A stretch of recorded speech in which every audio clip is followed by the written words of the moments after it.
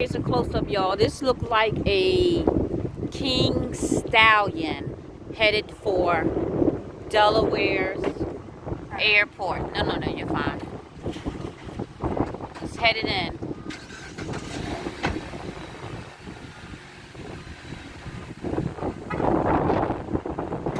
Y'all see it?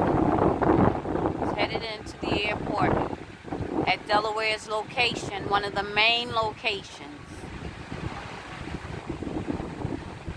It's curving and it's making like a U-turn, sort of. It's bending to the left. And now it's kind of out of our range. As you can see, other propelling birds fly away, I guess, from the air of it all. All right.